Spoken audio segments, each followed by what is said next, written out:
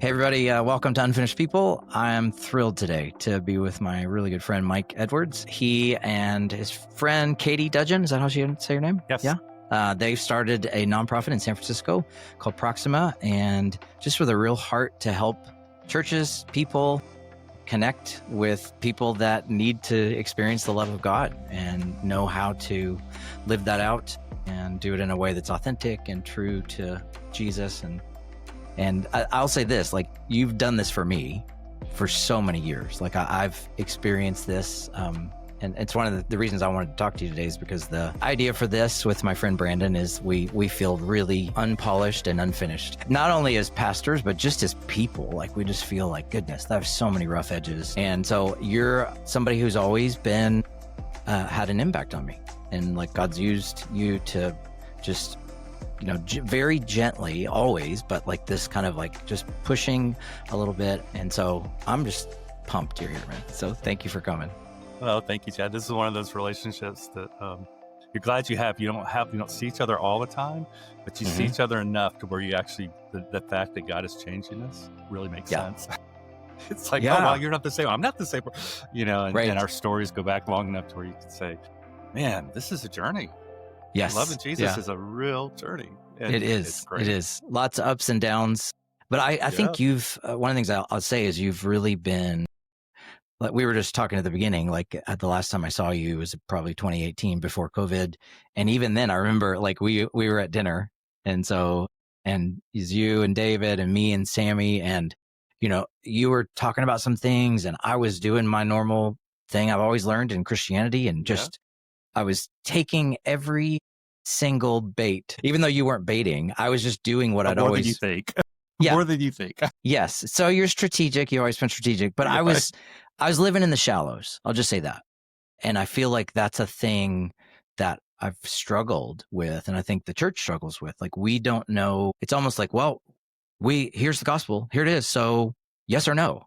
And then we're like, okay, well, we're just going to go back into our church. And if you want to come, you know the truth now. And I've not experienced that with you. Like, you've always, even when you hired me years ago as a youth pastor, I feel like you wanted to, not only like you were most comfortable, but that you also felt like I have to live at the edge in between where the church and those who know the Lord and those who haven't experienced it and maybe even have been hurt. There's like this in-between space, and I kind of just saw you very comfortable to straddle that space. Yeah. Is that accurate? Would you say? Yeah, it's really good, Chuck, because you and I met in Knoxville, Tennessee, which is like the bastion of conservatism and the Bible Belt and the whole bit of that. And one of the things that I get asked all the time, and I don't know if you do too, but everybody they expect, because I live in San Francisco, so you're going to come back here, right, when you get done with all this. And I said, that's a real interesting question. And I know why you're doing it. I've got kids here, so that I've got kids in Knoxville, so that makes some sense. But that's not what they're doing. What they're doing is that surely you don't want to live out there. And I always get puzzled. I say, I know what your logic makes sense, but you're making a decision based on the Christians you want to live around. Yes. And I'm going to make a decision based on the non-Christians I want to live around, because that's still, no matter what I'm doing, that's still part of the calling that we have, is to reflect the light of Christ into dark places, any place we are. And so when you think of it in the sense of that, then, San Francisco's it's my dream. It's actually, you're going to hear it. So as we talk about it, it's a culmination of a life story. So yeah, I could tell you this just so everybody will know, because San Francisco's got a lot of good rep and bad rep. But I grew up here. This is going to date us a little bit, date me a little bit. So I grew up here in the 60s and the 70s at a very, all the time in the 60s and 70s in San Francisco. But my first encounter with this city was I was 5 years old, and we came across the bridge. And if you ever come across the bridge into the city, you see this beautiful skyline set against mountains in the background and bay all around. It's like the most incredible view you could have. I had that at 5. This was a magical place. This was just a beautiful, magical place. That childhood love, it's there. So people like, doesn't this bother you, and the ugliness of this? And I was like, no, this is You're like, best no, city in the world. Are you getting? No. I fell in love with this when I was a kid. That's never gonna. So again, it's the humor of God to be able to do that. Now when I came back, I was in my 60s, probably early 60s, is when I finally got to move to the city I've loved my whole life. Yeah. That's God's plan. I love it. So one of the things that I think about is, like you're kind of bringing back those living in the shallows. Sometimes the sources you have for like what you're hearing about, like, let's say another place like a big city, and you like, especially if you're only to use what's his name's recent book, John Eldredge, Experiencing Jesus. He says we're disciples of the internet. We're being discipled by the internet, and so people hear, especially ironically around election seasons, that city's so bad or that city's so bad, and they're always like the big ones. And usually it's like some hyperbolic kind of story they found in the news of something that happened. And I remember this happening to me because, you hear it. It's like New York. You don't want to go to New York. Like that, you hear all the stuff that's happening there. And I remember I went up there for a writing conference, and it was so wonderful. And I think a lot of it was just being in the subway, being on the streets, and being around people that I knew like were hurting and struggling. And I felt God's heart for them. And it was just almost like, this is the opposite of the narrative that we're hearing, a little bit of a fear narrative. Yeah. Why do you think that the fear stuff kind of is just here's, dug in? Yeah, there's a deep reason underneath it that I want to talk about with you in a minute. But the thing you were just saying brings to mind one of my best friend here is an unhoused person, and you met him, and yeah. If anybody comes to visit me, usually he's one of the ones that I want you to meet because he's a good friend and he's not the stereotypical, very intelligent, very, it's just not what you think. Yeah. And obviously there's drug culture here, and there's a lot of addiction. So there are parts of the city that are just really, really bad. And my friend is not in that category. But one of the things that I realized is when I leave San Francisco, like if we were sitting together, one of the things we easily do is we will talk about the homeless people or the liberals or the gays, or we'll do it as third person. And I caught it when I was out of the city one time, and I came back and I said, I can't do this, Lord. We live in a personal world. Our gospel is very personal. Our relationship with Jesus is very personal. When you make it third person, it's about them. You get a whole lot of excuse to not be personal, and they have a problem and they're this. Now, if I change it to Bob and Frank and Pete, these are people I know. So you're talking about the liberals, but I know them. They're my neighbors. And if I personalize it, then everything changes.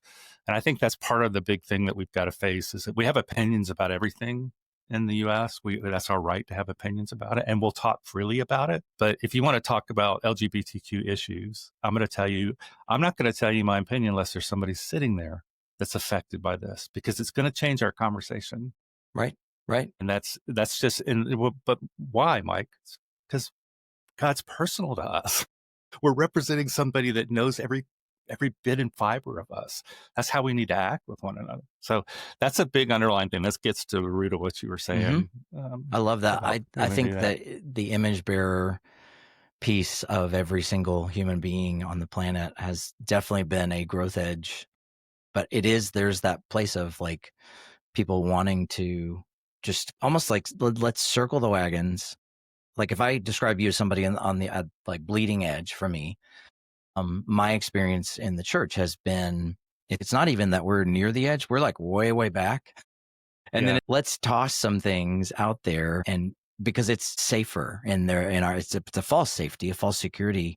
But yeah, it feels like we are betraying the whole purpose of the gospel, which is to see people. I think about the Matthew party that we always talk about in the Bible, where I just think about like, you don't see him sitting around that table going, all right, I'm going to just say something to every single person here because I know you and I know what things you need to change. He didn't do that. He just sat with them. He ate with them. He loved them where they were. It wasn't like, let me correct you before, that's an intro. I love that part about you, man. It's very challenging. Chad, even more to the point, the adulteress, when they were gathered around the stoner, right? That's even more powerful, because he ends the story, who has a right to do this? He's the only one in the circle that had the right to do that. And yet he forgave her and walked away from it. That's really what Jesus, it's not correcting the behavior. It's I tell people all the time, we want to enter into these places with precepts, right? Or whether it's whatever it is, if it's a religious disagreement, if it's even a disagreement between us as brothers and sisters, we want to correct it. And I keep saying, what God is big enough to do that. God could do that part. He's done it in my life, my whole life. If I believe something wrong, he does it in your life. You're going to nag with it. He's going to fix that. The one thing he can't do, he can't represent love to you. He can't in flesh and blood. He did it once, but from that point on, it's us. So if you've got an opportunity to have a conversation with someone, realize the only thing that God can't do is love that person the way that you're sitting there across the table from is loving them. So if you want to default to that. Don't default to opinions or arguments, or even if you don't even agree with one another, that's love not that. what we're asked to do. Goodness, what a great framework to think about, because it is. He has literally handed off the touching and talking to and seeing and receiving and putting our arms around to people to represent him, and we do a crappy job sometimes. Well, Jesus said this at the upper room discord. He's leaving and he's telling them, he's telling them, a new commandment I give you. Why is it new? You could tell us to love one another. That's not new. Well, it's new because nobody had ever seen God love before. And now they actually saw God love in human form. And then he makes this profound statement that if you love one another, meaning you and me, love one another, then they'll know you follow me. The world will know you follow me. That's the only strategy. That's it. There's no missional strategy apart from that. Yeah. It's that's the glue that holds it all together. And, somehow we haven't lost it. The world's just diluted what we think love is. Yeah. And do you know how, a question on that, so the Lord moves in us and changes us over, we sense this work of the Spirit in our life as he helps us go deeper. We move from this precepts, I got to just give you all the information. And then I realize, wait a minute, this is about formation ultimately, and how's somebody going to be formed, not just by slapping them upside the head with a bumper sticker. But would you say, when we met, I'm going to guess, I'm going to say that it was starting to happen, but it seemed like the Lord, there was a lot of crazy stuff going on in our church too. But would you say that God was already just stirring this part of you that was something's got to give here? Something's got to change. Because I want you to talk about that and how that ultimately moved you to a place of saying, I've got to go be like a little mermaid there. I want to be where the people are. I'm going to go to Berlin. Yeah. But would you say that was happening? I think so. I mean, again, this is, I wouldn't say I believe that happens. Yeah. This is the weirdest of what we'll do with this is we'll say that God is the Jesus that we told in Hebrews. Jesus is the author and perfecter of our faith.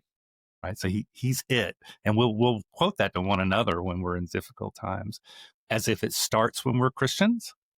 And it doesn't start, or if he's the author of it, it starts way before that.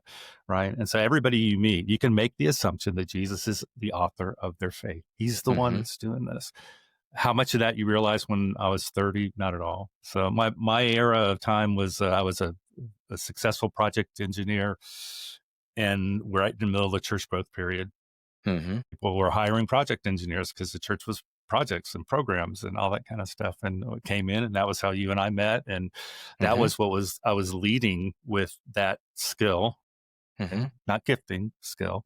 I was leading with that, and it was working because that's what the church needed at the time. And, it was a very, very successful story. I can look back at those days though, Chad, and I can't differentiate my skill from my gifts in those days because it's a different thing. It's not aptitude. The world hires you for your aptitude. God uses you because he's gifted you. And there's a very much a different in that. So I could go back and do the same thing. I've got the aptitude to do it. That's not my calling. Good grief. So talk about your calling, your gifts. How did you start? My whole life, I know from the moment I was born, this idea about it's not just making disciples; it's making disciples with people that are distant from Christ. And I'm not a teacher in the sense that I could teach, but if you meet a teacher, one of the things that they really want to do is, well, give me an audience to be able to talk to. And people ask, well, what's that for you? And I said, well, just give me 3 questions. What do you mean just 3? Just give me 3. Let me ask 3 questions. And they're like, what are you talking about? And for whatever reason, my gifting, my calling, all that relates to being, I can get really personal with people really quick because my gifting's discernment. And if my friends that know me well enough, whenever I ask a question, that's not really what you're asking, Mike. You're setting me up for this other thing that you're doing. And it's like, I know, but if I could set the table, I can get into your heart a lot faster. So because of that overlaid into the non-Christian world. And I didn't know how to do that, Chad. Honestly, I was taught to do evangelism the way everybody else was taught to do evangelism in the 80s. We exchanged precepts, we had arguments. God has a wonderful plan for your life. We're impressing in the head and all that stuff. And I really thought that was what it was. And even in our days in Tennessee, I thought that's what it was. Then I went overseas.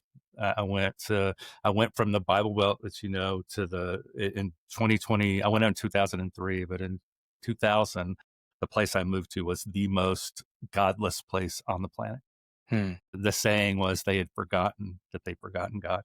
And when you sit across the table, I thought it was going to be empty, but when you sit across the table and you try to explain your faith to someone that doesn't even believe that there's anything other than what you see, it's hard. It's terrible.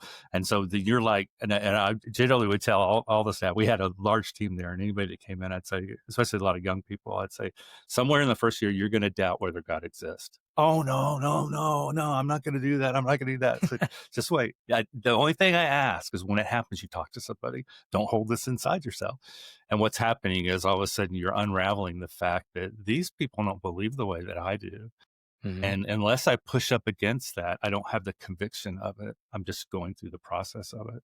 So those years for me and my family, they set up coming to San Francisco. They set up understanding culture, context.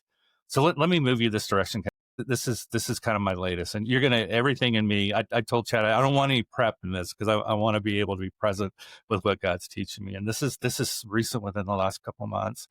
And it really made sense once God started to explain. And this is why I did all this stuff to you over your lifetime. Part of when I come back to the U.S., one of the things that was happening in San Francisco, I kept saying, God is too small. Everybody I met, even the best of the best of the best, I would walk out of these meetings saying, somehow God is too small. I don't understand what that is. And this is like 5 years ago. And I've wrestled with that since that point in time. And what I realized that now in the last, since we started Proxima, I've probably had maybe, 70 conversations with people that I moved from leadership development into just people in the church because we're trying to activate the church, not just the leaders, to really engage proclaiming the gospel. And as I talk to them, something happens that I look at and I realize this is exactly what I was dealing with when I was overseas. Because when I was overseas, what would happen is if you were an American group coming over, or you were a missionary coming over, what you were facing was not what you knew. You were facing the culture that you were in. So for instance, I was notorious for taking a group of people up to the top of the Berlin Cathedral, this beautiful, ornate, beautiful cathedral. And we'd sit up there. I'd let them observe, make observations on what you see. And they'd talk about, the majesty. We're Americans, so we don't see big cathedrals. So it's the majesty and the stained glass and all the icons and all. It's just this incredibly reverent place. And then I'll stop them and say, okay, now, while you were describing that, I want to tell you something that my German friends would have saw that you didn't even see. They're like, what do you mean? I said, 3 guys with baseball caps, cutoff shirts, and tennis shoes walk right through the middle of that really reverent place as if they were strolling through the museum. You knew it was reverent, but you didn't connect the action with it. And then everybody's like, we didn't even see that. Now, that's not a right or wrong deal. It's just the fact my German friends would have seen that. That's their culture. They would have, this is not just some museum. This is actually has history, and that's their culture. And so when I came back in San Francisco, I kept thinking, there's something, the problem we're having is we have a culture of evangelicalism that is shaped more of who we are than even the theology of it. Right. And what it does, the culture thing, the cultural right or wrong, it allows us enough room to segment what we believe enough to do that. So what's a good instance of this? I was talking with a person. I mean, I get asked questions all the time. You're going to teach me how to do evangelism. And it's like, well, what is it that you want me to teach you?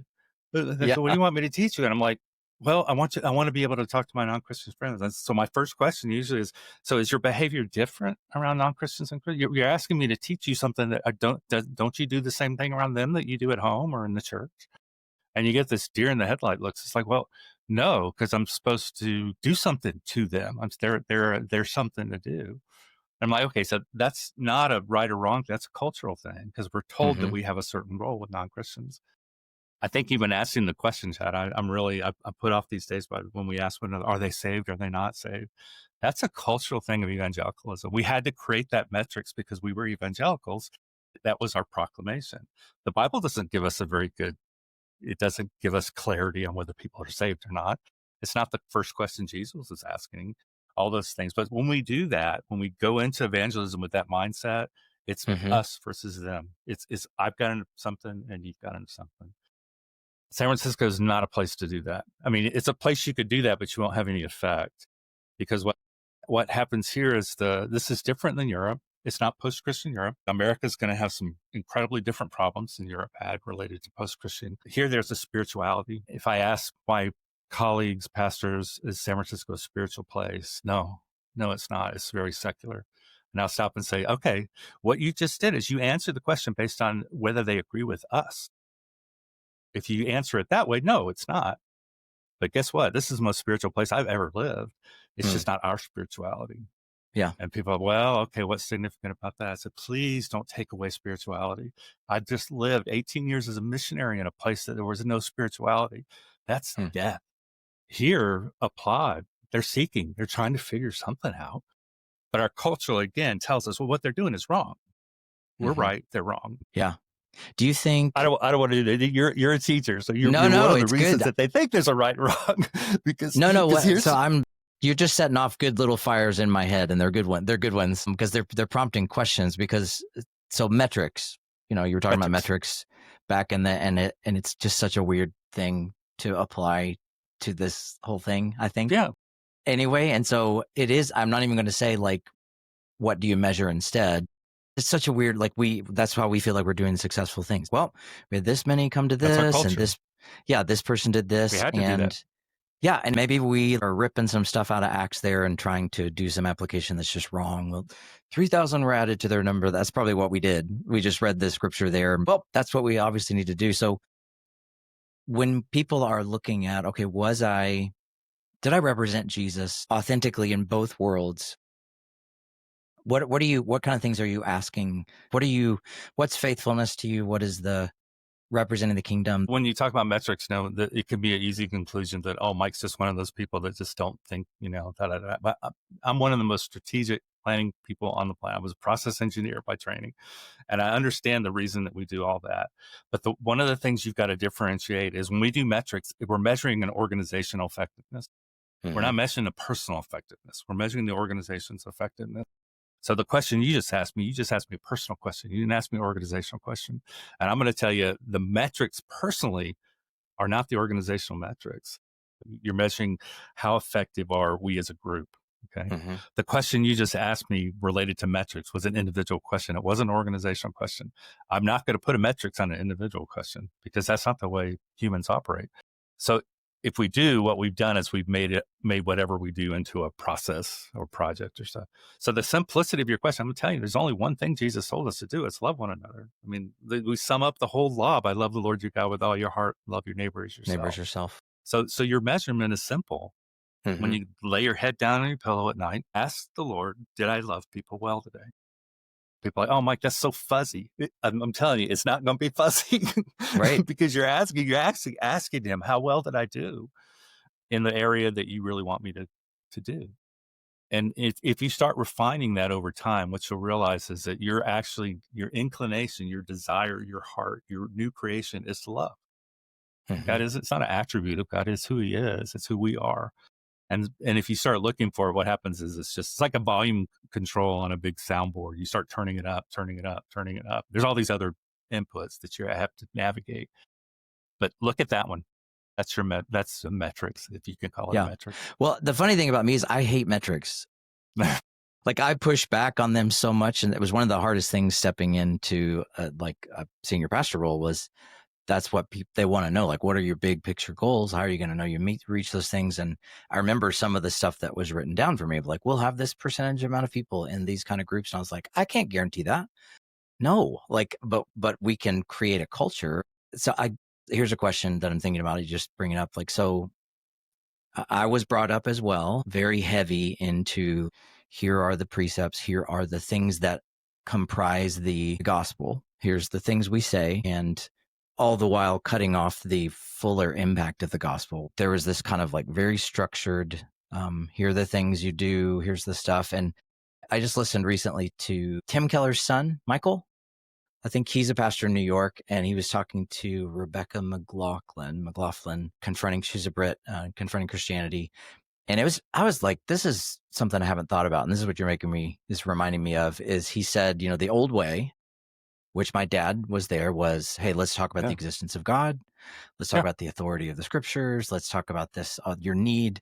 And he said, and people still want to teach that, and it's fine. He goes, but here's the problem. Nobody's asking those questions.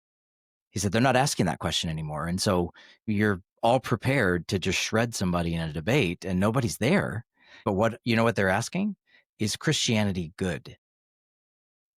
What do you think about that? I can just say that. Well, a couple things, Chad. I mean, one, we made the gospel about salvation, which is the proclamation of the gospel isn't just about the plan of salvation.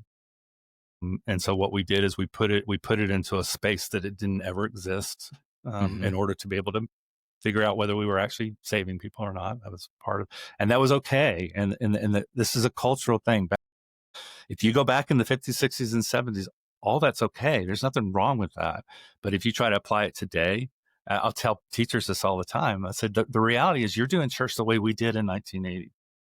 And you think it's okay. And here's your problem. 1980, we didn't have the internet.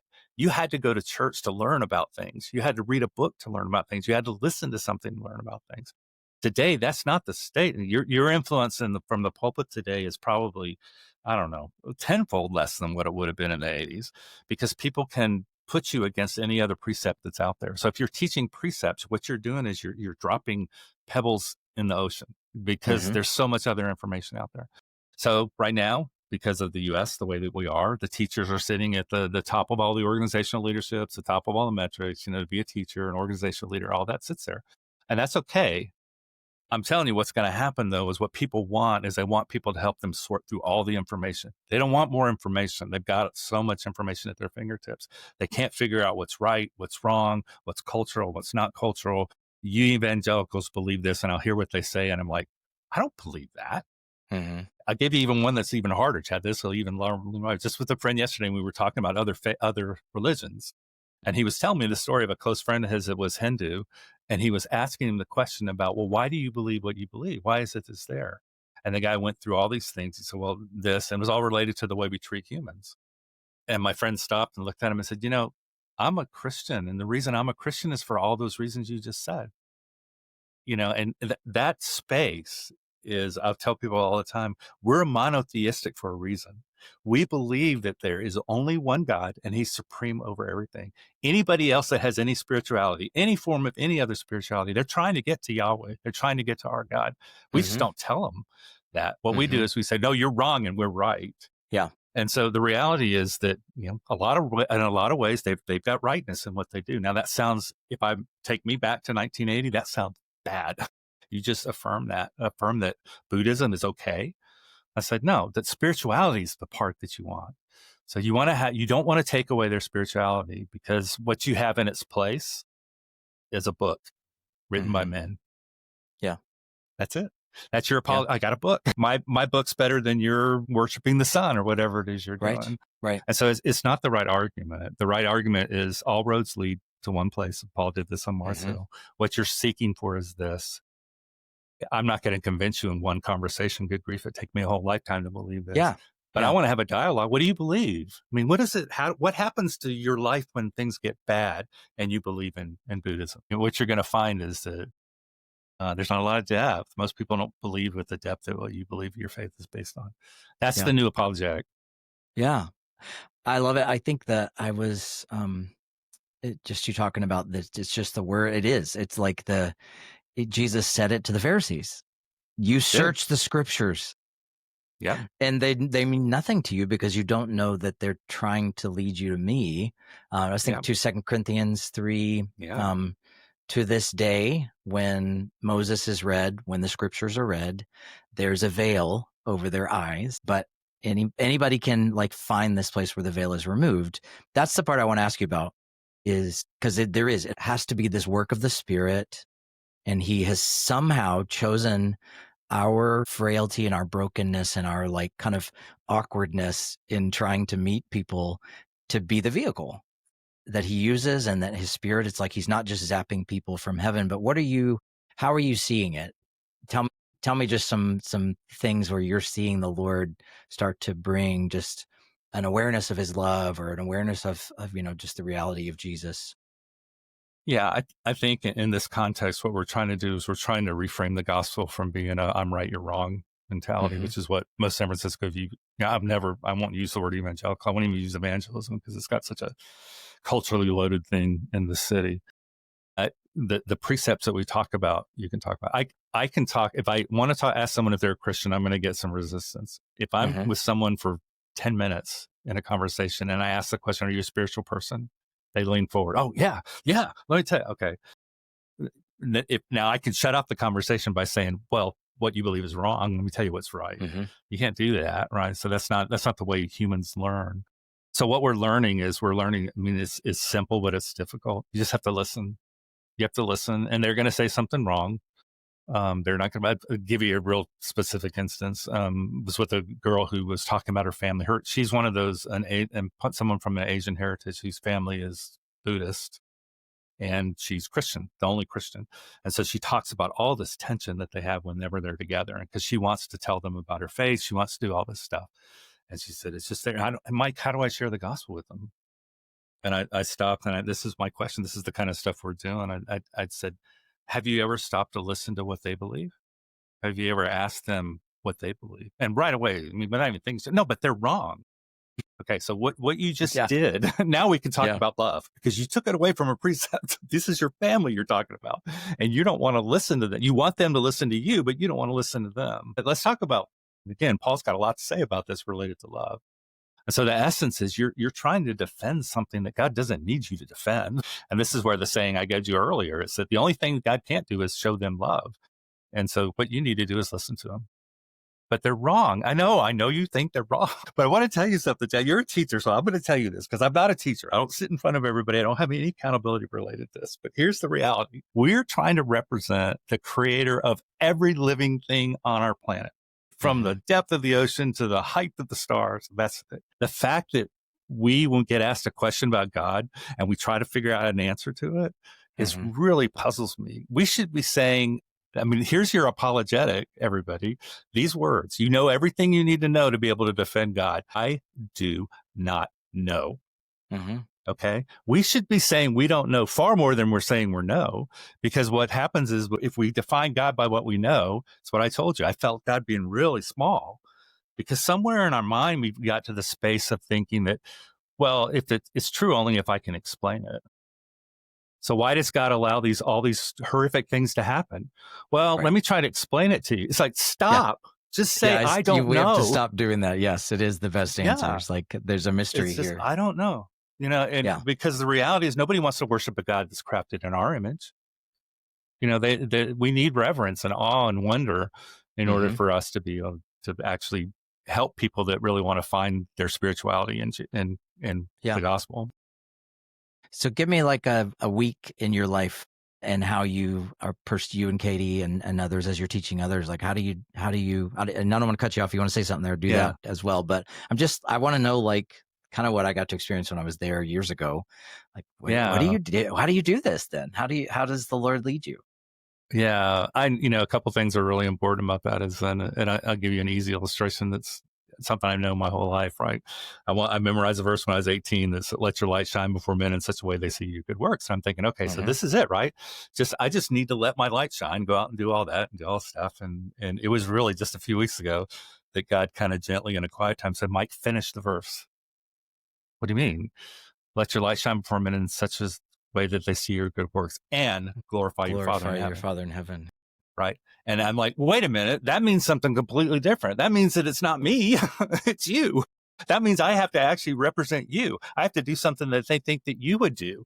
I have to act in a way that they not offended by you, but they actually want to glorify you. They want to say, man, your God's better than my God. That totally changes everything, the way you live your life. So what I'm always looking for, the easiest thing about evangelism, and Chad, you know me, okay? So I am not an evangelist. My whole story is it wasn't until I moved to San Francisco that I even figured out any of this stuff, even as a missionary. It's like, because I believe that you just sit down and you go through the plan of salvation, and nobody wants to hear that when in Europe. It's or like, they know it already. They know like, it. oh, They thanks know a lot. it. Yeah. It's, well, what it feels like is 'twas the night before Christmas and all through the house. It just feels like a fairy tale. And so they know that part of it. So, but the reality when I came here, it's like, wait a minute, this is really different. Because now there's this weirdness. People are actually making the decision. They made the decision two generations ago about this. In America, now we're making the decision. Are we going to be this? Are we going to be that? Is spirituality going to be this way? Is it going to be that way? And it's the most opportune time, but we've just blown it because we haven't listened enough to be able to do it. So back to your typical day. The simplest thing for everybody to start to think, I can do this. Here's my challenge. The way Jesus intended us to express the gospel. If you ask me a question, how often do you share the gospel? One, I know you're asking me the plan of salvation question, so I'm going to defer that and say, no, the true essence of what the good news is, the answer is everybody, every day with everybody I meet. Look at me like, you must be an evangelist. No, what you've done is what we need to do is we need to set the story to our starting points different. My starting point with someone is not to sit down and with these precepts. My starting point is to recognize the image of God in them. So your easiest thing, if you're afraid to death of evangelism like I was, start here. As you're walking around, look for where you see the image of God in somebody. Look for something like a mom bending down in a supermarket to wipe the nose of a child. Look for a security guard in a mall who looks like he's bored to death, but he's there. Walk up to the security guard and say, thank you for doing what you do. I feel safer because you're here. Okay, stop. What you just saw was the glory. You saw God's purpose for that. God's purpose for justice. God's purpose for, and this is why he's there, is because we believe in justice because Jesus walked the earth. And so what happens in them, or the mom bending over to her child and just stop and say, man, it's so cool that you do that. It just shows me love in a whole different manner because it's mom loving her child. What happens in her is she connects with this God. She connects with the precepts that we're trying to explain. And it feels much bigger to them than it does to our words. Guarantee they go home at night, talk about, you wouldn't believe what happened to me. Somebody stranger came up to me and told me that they just were impressed that I was loving my child. Why is that so powerful? Because that's what God is. That's the glory of God. Now people will say, my teacher friends will say, well, Mike, that's not evangelism. And I'll say, okay, so you can keep it in that category. I'm going to put it in the category of living my life to glorify the Lord. The least I did is I glorified God. That's not a bad thing at all. Yeah. But that's the starting point. The starting point is to reset. I'm looking for an opportunity to share the gospel. I hear that all the time. No, you're not. You're looking for an opportunity to see God working in somebody else's life. So, and that becomes a significant part of it. Now, what happens with this, Chad, I'll tell everybody that what happens with this is that you have to be in tune with the Spirit of God to be able to do anything related to this, because what you're looking for. I mean, if you'll start doing it, it's actually fun to assume God is doing something in somebody's life and look and just ask the question over and over, Holy Spirit, what are you doing in this person's life? What are you doing? It's so intriguing. I mean, it's all over the place. God becomes really big. It's like, man, I wouldn't even think that what you're wrestling with is possible. And so you learn and you grow from it. But the reality of all that is that our message is a spiritual message. Okay. Our message is, the problem is that we think that we can do something to get somebody saved. Now, you're trying to deliver a message that unmerited grace. You don't have to do anything to be saved, but I have to do something to get you saved. Now, guess what? Right. From that point on, you've warped the message already. Yeah. They'll take them the rest of their lives to figure out, was it really unmerited? And so generally people are, but Mike, come on, there's precepts, there's things we know. You can't just enter into this just willy-nilly. So I'm not. So your fun question, Chad. I'm going to give you an assignment. When you get to heaven, I want you to go to the thief on the cross and ask him what he did. Right. What did he understand to be saved? Yeah. He's going to He just told me I was going to be the shortest one. He's got to be the shortest moment of discipleship. And like, it was just so quick. It was so quick. Yeah. It was such a beautiful picture because it was like, this is what the whole thing's about. He's dying and he's getting ready to do what the whole thing's about. Yeah. My deal. I was just saying what I love about him too is that I think in one of the gospel accounts, he was also hurling insults at a certain point. Yeah. And then it's all there. Like and Jesus could have written both of them off, but he knew what was happening. He was working. This is the story. I know, Ted, this is the story of God. This is God, Genesis 1 says, I want to bless humanity. And then Genesis 1-12 is some of the most horrid acts of humanity possible. And then it doesn't offend God because he knows that's who we are. Chose you for the foundation of the world. Here's the thing you've got to get in your head, because this is going to be the subculture of evangelicalism. Okay. And this is what you got to watch for. And I'm risk being offensive to somebody. I don't mean to be that at all, but you've got to risk that God gets 100% of the glory. Everything we do is about him. Everything we do, my salvation is not about me being saved. My salvation is about God's glory. He's doing what he's doing in order to show creation who he is. We don't have anything. We don't get to take credit for anything. And so at this point, what'll happen? Your teacher, so I know I've had these conversations. They'll say, but Mike, it's both. And I'll stop and say, oh, how much of God's glory do you think you want to get? How much of that's he going to give you? 50%? 60%? 99%? How much of it are you going to get? Well, I'm not going to get any of it. Okay. And then the response will be, but Mike, it's 100% both. And I'll stop and say, is it? He's going to give you 100% of the credit that he gets? No, you don't do anything. And so what's underneath this whole thing is us making the story about us. And we do it in such subtle ways. If anybody ever does, it's both and, stop, because that's what's happening. Well, it's both planning and it's doing it. It's both praying and it's doing work. And stop and say, is it really? Because your part is zero. Right. And if you believe in anything other than that, you're not representing the gospel the way that we're taught it to be. But Mike, what are you saying? You're just going to walk around as a blob? No, I'm going to walk around looking for the work of God in everybody, because I believe everybody I meet, Jesus is doing something to perfect their faith. And it's fun. I hated this before. When I was in Berlin, Chad, I hated this. Here, it's like, oh man, God, what are you going to do today? I'm going to meet somebody that's like, what are they? Yeah.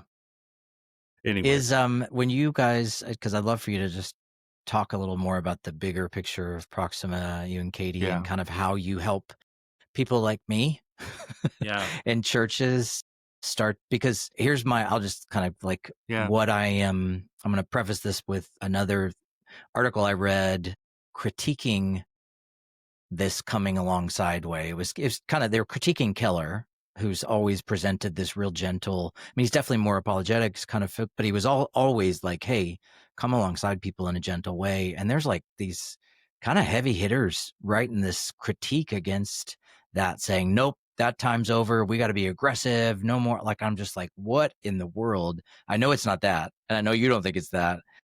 But so how people, though, I don't know if they want that. They're afraid. That's definitely what I hear. A lot of stuff, just recent events, things they watch. And so then everybody wants to wrap it up in this thing. And so then lost in the mix is the ability to love our neighbors and to love and pray for our enemies, or people we would think are enemies. That it's just what I feel. I feel like such a challenge on trying to encourage people to not be afraid and to lean in. And so how do you guys do that? Tell me about Proxima, a bigger picture, and granular as you want. Yeah, it's really hard. I want to coach you on what you just asked more than anything. Here's the reality is, question people ask are generally not the questions they're asking, right? There's something underneath it. And the thing I'd encourage everybody to do is sit back and realize that you're asking me a question about God. You're not asking me a question about, that your whole idea about security, your whole idea about that tells me something about what they think about God, right? It tells me that God's not big enough, tells me that I can't trust him enough for my faith. It just tells me something. Turn the conversation into that. Don't turn the conversation into whether we need to be Christian nationals, we need to all that. That's not a gospel conversation. Yeah. Just say, okay, so the answer to that one is no, though. Right. There you go. Okay. So, for sure. For sure. No Christian nationalism. No. Just that is hardcore. Chad and I agree on that because I lived in Europe where it was and it didn't work. No so Europe way. did it better than we can imagine they could do it. But I like where you're going, though. The truth of all this, though, is these are questions about God. And I'll tell you what I'm learning here again in San Francisco is that people that learn to present the gospel in an argumentative way, one of the reasons they're doing that, because they don't believe it themselves. And the pushback helps them feel better about what they believe. Okay. If you really disagree with me, I mean, maybe I'm right. Rather than someone agreeing with you, say, yeah, I can agree with that, but I also agree with this. Oh no, maybe I'm not. Okay. So what's going on is not the surface. What's going on is a relationship with God. God has got them in a place where he wants to make it conviction deeper, more, better. It's not about getting somebody else saved. It's about our relationship with him.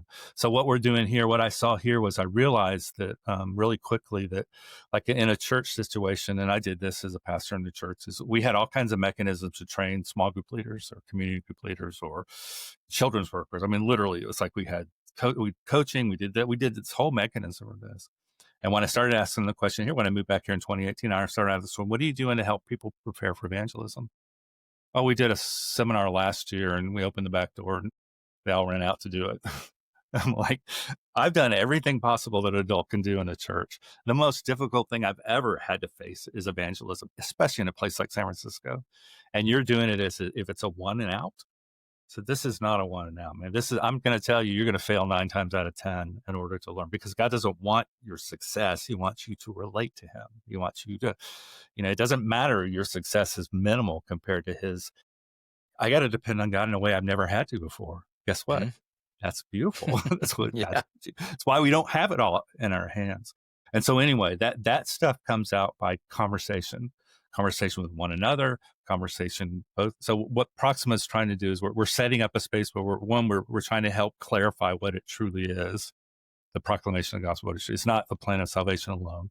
There's so much more beauty in it. And it's actually, we're winning, Chad, I live in San Francisco. I'm going to tell you, we're winning this. Okay. Let me explain why I can say that. Just think, everybody out there, use your imagination and think, what would happen if Jesus never walked the earth? If he never came?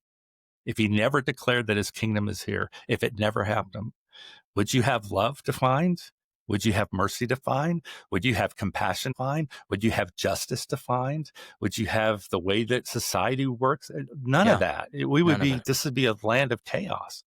Look outside and say, the kingdom of God is here. We're winning this. What you want is more of it. You want more of what Jesus, but Jesus is the one that, now we don't give him credit for that. We give us credit for that, right? Right. I mean, I'm sorry to say it, but we do. Our justice system is us as humans doing that. No. Our justice system is a result of the kingdom of God is at hand. And so part of what we've got to do is broaden the gospel enough to say that the story of God we're impacted by the story of God far greater than just the salvation of a person. So what Proxima is trying to do, we're trying to set the framework for people to be able to do that and enter into those conversations, enter into places that people wouldn't ever want to talk about this stuff, to find ways to do that. And then the magical part, not the magical part, the part that was needed the most is just coaching. It's just because you're not going to learn this. You won't learn this by just reading you're just going to feel overwhelmed. You're going to feel guilty. And so, let me walk with you. Give me an opportunity to sit with you. And so a lot of my days are full of that. What's really weird about this, I'm telling you, this is the culture. And as soon as I say these things, people are like, I never thought of that. But it's our culture. We've made evangelism an individual sport. It was never intended to be an individual. Read Acts. It was never an individual thing. But yet we've made it that. And then we can't do it. And then we're frustrated because we can't do it. And as soon as I say that, and the people are like, what do you mean? Okay, here's the magic. The magic is us loving one another. I don't doubt that your church loves one another, Chad. My question is, do they do it in a space where the world can see them? Right. That's been our magic. MO is come to us. Yep. Look at our thing. And then nobody wants to do that. But no, the other big part is that I'll tell small groups, I said, do you guys share your non-Christian friends? No, it's an individual sport. I'm like, what are you talking about? Go to grab your best friend and go to lunch with another person in your small group. Yeah. Well, that's going to feel awkward. And it's not awkward because you have a relationship with, it's that kind of stuff that's just, we're blinded by that. So people tell me, yeah. Do you think it's because people are thinking about it kind of in this, then I've got to get all the stuff. I got to dump the truck. I got to dump the Jesus truck. Yep. And then I do it and they're either going to say yes or no. And then I can, like you talk about, then I can walk away and go, well, at least I was faithful and I stood for Jesus, rather than I heard somebody recently say, was telling me a story about just in a relationship with someone else who they had been pursuing and just telling them God's heart for their life and kind of old school, and hearing the person go, I don't want that. And so they asked another person, how long do I keep pursuing? And this other person said, I love it. The person goes, until you die. Right. I was like, there it is. Right. There it is. So the premise of the question's wrong, Ted, because the how long do I do it means that we do something. Right. Yeah. Because if I stop, it won't happen. It's like, what are you talking about? What you believe is not right. And it's the answer to your question is that there's not an answer to your question. The answer to your question is you have a miswarped perception. Yeah. Right. Yeah. No, absolutely. You shouldn't be asking that question. So it's obvious you have to be committed to this, to loving people. But Chad, it's everywhere. I mean, I get asked questions like this like almost every day, and everything in me is like, well, the premise of your question's wrong. And so what I want to do to help you is not to answer your question. I want to help you understand that what you're thinking is not right, because the gospel isn't just the plan of salvation. I said this earlier. The gospel actually goes back. The Great Commission goes back to the Garden of Eden. Be fruitful and multiply. Why?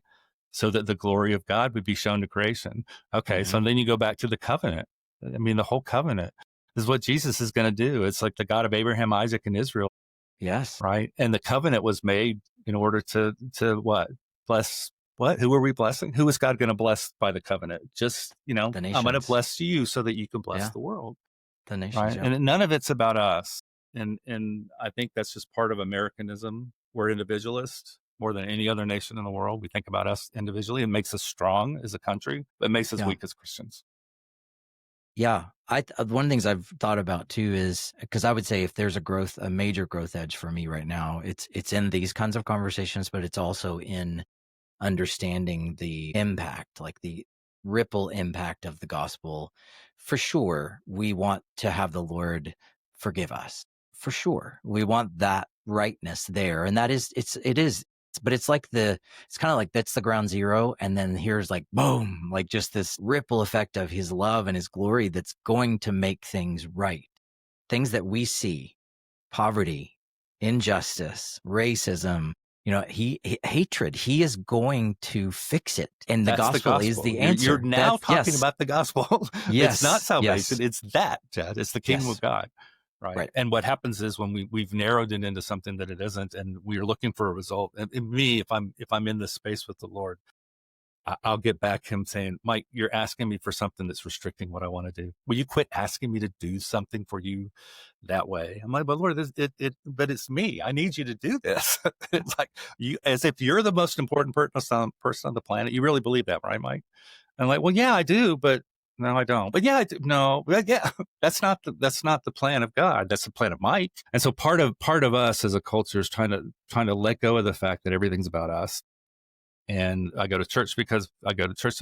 That's about me. I go this about me. I come to faith. It's about me. I'm in a Bible study because it's about me. I mean, all those things have to flip into that's not about you. It's about God's glory. Yeah. And if you're not able to connect that, then, and the world knows that, we try to represent God, and they're like, you're the most selfish people in America. What are you talking about? Right. Yeah. Like it is. We have a really bad reputation in the culture. And it's a culture. It's just the culture of it. It's not in the Bible. It's not in the Bible. No. Right. No. And so we just have to get back to the fact that, the story's God's story. It's not our story. Success is God's success. It's not our success. And like I said, the only thing he could fix every other thing. He can't fix the fact that we represented himself by love, us. we're the love. Yeah. Right? No, we need to defend the gospel and stop. He can take care of all that. That's his stuff. And they're like, what do you mean? I said, he does that in your life every day, right? He makes you question whether it's true. Yeah. I think it was Yancey who maybe said something like, let's say, even if you still go with that old method and you can just like shred people in arguments, like you can present all the case for the existence of God. He said, nobody loses an argument and turns to Jesus. They'll be like, well, there's always a winner and loser. There's always a winner and loser. Yeah. Kind of back to what you said. And then one other thing I was just thinking about was, did you ever hear that story about when Christianity Today started and they asked Lewis to write? They asked him to write a series. This was post World War II, and so World War II, he's doing Mere Christianity on the radio. It's all apologetics. It's all heavy stuff. So it's 53. They asked him, we want you to write some apologetics articles for Christianity Today. And he said, I wish you well, but I am going to have to decline. He said, something like the flow of my creativity now does not work that way anymore. I'm done with direct frontal assaults. I prefer the back door of fiction and story. I was like, whoa, that's it. Now, I love that so much, Yeah. Let me put him in another category, Chad. Yeah. This is Dallas Willard. Dallas Willard very said similar Dallas thing. Willard. And we're flocking to Dallas. I mean, literally, we're all flocking to Dallas Willard. Why? Yes. It's because he's dealing with our heart, not our head. Yes. I'm not listening to big exegetical things like I was when I was 20 years ago. Right. I need to somehow connect God to my heart, or it doesn't feel real. Yeah. And so again, I'm going to come back to what you said about the people that are really saying we have to stand for something. We have to do all that. Don't walk away from this saying that I'm very absolute about my faith. I'm very true about it. And what I'm going to tell you is that we don't have to change what we believe. We have to change our starting point with the world that we're in, because we can't start where we did in 1980, 1990. So the assumption is you can convince somebody of something, and that's not true anymore. And truth is not what it was. You know this. And literally, you're doing a podcast, so I could tell you this. You could bring an expert on a podcast, and he could have spent his whole life actually studying something. And the guy doing the podcast can make it, I don't agree with that. I think it's this. And he has just as much waste. The guy has spent his whole life studying. It's just, that's the world that we're living in. That's the world we live in. Yeah. So what people need, they don't need that. They don't need thought. They need to see it. They need to see it in action. They need to feel it. They need to touch it. It's the only part God can't do, is what we've got to do. Somehow we've got to get back to that in order. Otherwise, I'm not a fatalist, but we'll lose it, because if we compete at the world's level, we're going to lose. So yeah, I hear so much hope. I was just going to comment on what you said. Like, you're not a fatalist. I hear so much hope in how you talk about the kingdom and how you talk about, because it isn't about me and it isn't about winning and losing. I can just go out there and enjoy what God's doing and see people for where they are. So say your thing. Okay. I got one more question. Okay. So I could walk out the door and tell you 99% of the people out there, if I said I was an evangelical Christian, would hang me up. But I love it. Especially that, because that's usually catered by people misunderstanding. And if anybody ever tells me that, I make it a point to get to know them. And I'm going to finally get to a point where I'm going to say, have you ever met an evangelical? And they'll say, no, I just know. They're just these. I am one. No, you can't be one. You're not like them. That's literally what you get. I'm like, okay, that's the problem. Now, what I was going to tell you was going back to this. Oh gosh, I probably lost it now. So why don't you ask your question and I'll get it back. Mine's going to be like, it's actually, you're the first, because I'm starting to do more and more just people that I'm interested in talking to that are shaping me. And so I'm always going to finish with one question, and it's a fun one. And it's one that I think you'll have an easy answer to. Favorite movie and why? Oh gosh. Or it could be a recent favorite. As soon as you said, I'm going to trust the Spirit of God in this. And because as soon as you said that, my discernment was Saving Private Ryan. Okay. And because I'm talking to you, that would make a lot of sense. Yeah. More sense to you than it would to your listeners as well. Yeah. Because it's a story of sacrifice. Yes. Right. And when you get, actually, this is what's wacky about the culture we live in, is that the gospel, the message of love, the true message of love, it's a storyline that makes billions of dollars because it's so rich, but it's so unseen. It's so uncommon. And so the thing that you can't lose hope in the fact that if you do that part, God's big enough to do all the other stuff. Okay. So that I would tell you that. And they're yearning for this. I'm telling you, Chad. I live in San Francisco, so you know that I'm talking to people that are not the people that you would run into. But if you intersect, if your starting point's different, you just have some great conversations, about this stuff. So we need to get to that point. Yeah, no, I love it. And I actually, because even when I went, it was so great to be with you and watch you love the people that you already knew. Like these were your friends, and you were introducing me to your friends, and it was such a vivid picture of, hey, Lord, I need to think about things in a little different way. It's been a zero-sum game a little bit for me. And so, yeah, man, I appreciate you so much and love you. And thank you, Chad. Yeah, very thankful. And I'll just say this too for listeners. Lisa and I, my wife and I, we support Proxima, and I just love what Mike's doing, and Katie, and encourage you, pray. I know there's some needs they have, and if there's the Lord's tugging on your heart, and if you're challenged too, I think it should be challenging. Hopefully you're challenged, as we've listened. Any parting thoughts? I'll give you two things. One, the website is LIVE, Proxima, which is the idea of living in proximity with people that are different. Liveproxima.org. That's the website. What you can watch for is that right now we're in development of something we're calling the Proxima Cafe, which is to create this kind of a dialogue, and you guys aren't in San Francisco, you're welcome into it. But what you're going to hear us do is you're going to hear us talk about this place and what this place is. And this place isn't America. This is the problem with San Francisco. It's the canary in the coal mine. It's the foretelling of what America. Historically, it's always been that. And so you can't ignore it, but you can't make it all of America either, because there's lots of things in America that aren't not San Francisco. Right. But this is you're going to get influenced by it. I can promise you that. So I used to be able to do this when I went and visited churches. I'd say, every day of your life, you're touched by something in San Francisco. Like, what are you talking about? I said, well, you're holding a phone, you're doing it literally. That's right. Every day. The ideology of the social internet came from here. It's all that stuff. Music that you listen to is shaped by this and all that stuff. So anyway, that's a pitch for Sam. So liveproxima.org and watch for the Proxima Cafe to be coming soon. Yeah, and I'll also put those things in the show notes, just so you guys can check it out. But hey, everybody, thank you for joining us today for Unfinished People. I've been with my really good friend Mike Edwards. We'll see you next time. Thanks.